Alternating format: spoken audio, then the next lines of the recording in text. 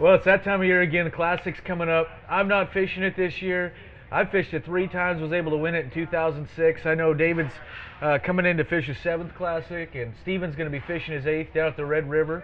What are you guys' thoughts and feelings on it? I'll be honest, it's one of those places that can either be really, really good or really, really bad. I don't think it's going to be one of those classics that it's going to be right in the middle. I think we're either going to have the worst conditions or the best conditions, and that's just typical river fishing that time of year in February. Yeah, I agree that that's really the unknown there. It's not like a reservoir or a lake that you go to. The river, is subject to flooding or drought. You never know. So I think that's probably the biggest variable in going into this Classic. Right, right. Now, have you guys been there much before, many times in the past? Yeah, I've been there several times before, and it seems like it was always at different times of year, and the conditions have changed every time. So it's even though you're familiar with it, you're really not, because you fish different areas every time you go. Yeah, and it's been, I don't know, probably 8 or 9 years since I had visited. I spent just a couple of days down there prior to the cutoff, but it's a typical river, backwater mud holes, where it's wherever it's all going to take place, who lands in the right area. I don't think it's going to be a pattern, a specific pattern type deal. I think it's going to be more of a who lands in the area and holds everybody else off. Right. Now, I've been there before. Know it's a little bit difficult to get around. Do you think that's a pretty big advantage, knowing the areas and how to get through them? I know the timber's a pain to idle through.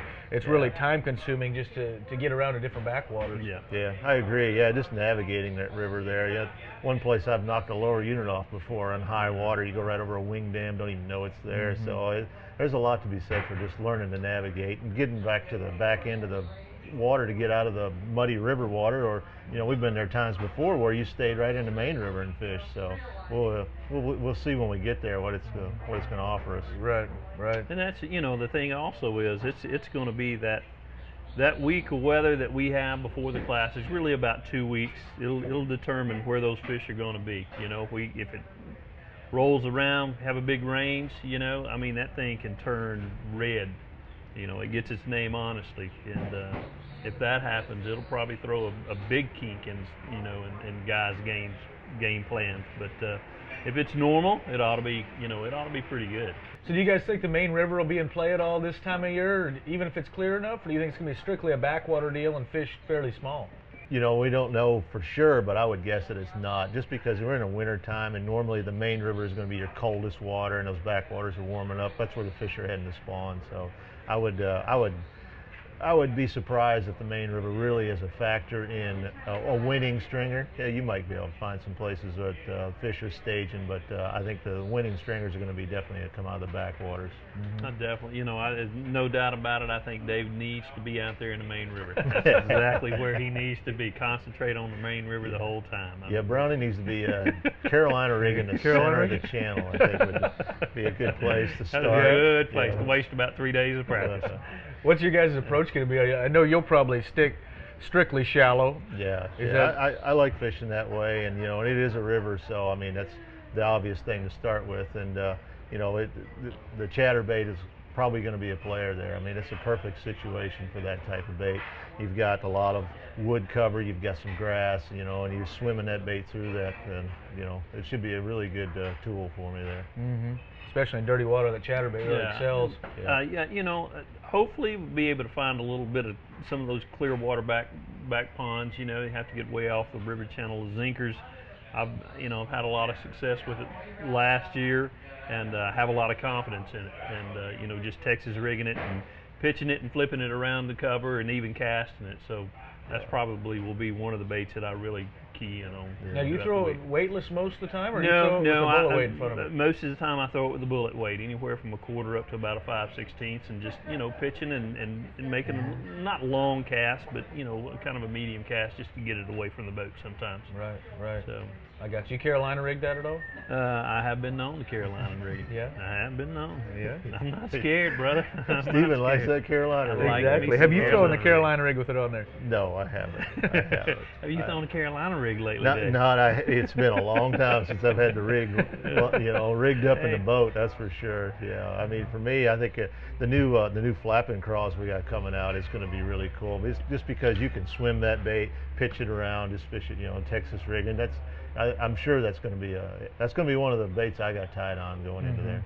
Exactly. Without a doubt. Jig trailers. I mean, you can use them on jig trailers too. So it's a very versatile bait that there will be. I'll have a box full of them when we go down there, without a doubt.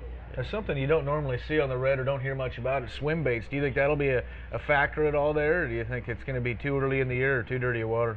You got a lot of it right there. It could very well be too dirty and a little too cold for that. But swim baits, even like in places like Florida and all, they've really shown that they work there. It's not just a West Coast thing. They work all over now with the new Alabama rigs out there. It just shows the magic of the big rubber fish. So. Right. Yeah.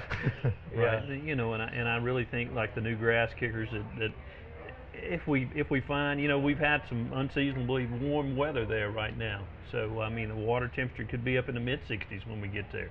But that's just that's one of those situations that you would definitely think that bait would play a big role in the outcome.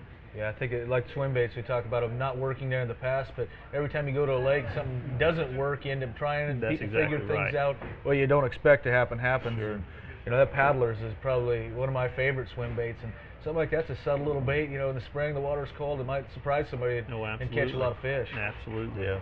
And it's that that water, lily pad stems, probably a little bit of a millful, hydrilla, things like that. That's in that system that the paddlers would definitely play a role if that water temperature hits that magic number. Yep. Yeah, the water temperature needs to be up, and you need that little bit clearer water. The dirtier water, the chatterbait's probably better, but if that water gets too clear for it, yeah, definitely go to that grass kicker. Right. What do you think for a trailer on the chatterbait? What's going to be your choice there? Well, that's the cool thing about a chatterbait. You can put anything behind it if you want to increase the profile of it or decrease it. So, I mean, I've used everything from what the little bait that comes with it, the little eel that's on there, to the grass kicker on the back of it. It's just up to you to decide how big a profile you want. Right. Back to the zinkers you were talking about. I guess a lot of people, including myself, are fairly new to Elastec. I've probably only used it for 3 or 4 years now. But hooking and rigging is a little bit different with it, just because of the plastic's so much different. What kind of hook do you rig the I throw a trocar hook on mine 90% of the time. I just the little keeper on it, the EYG trocar hook has a little keeper on it, and it allows that nose of the bait to stay up on the eye of the hook where it's not sliding down. And then when you set the hook, you don't want it to ball up. So it's key to have the right hooks, and that trocar has worked for me really well this past year. And the keeper on that's pretty important to you, just to hold that plastic absolutely up. Because it there are a straight shank hook, if it doesn't have the right barbs on it, that it has a tendency to slide down. So I like something with have good barbs on the upper shank of the hook, or some type of little keeper on it. Well, me and Stephen and David are signing off from the world-famous Tiki Bar at Lake Okeechobee. Follow Stephen and David on the Z-Man site or their Facebook pages. We'll catch you next time.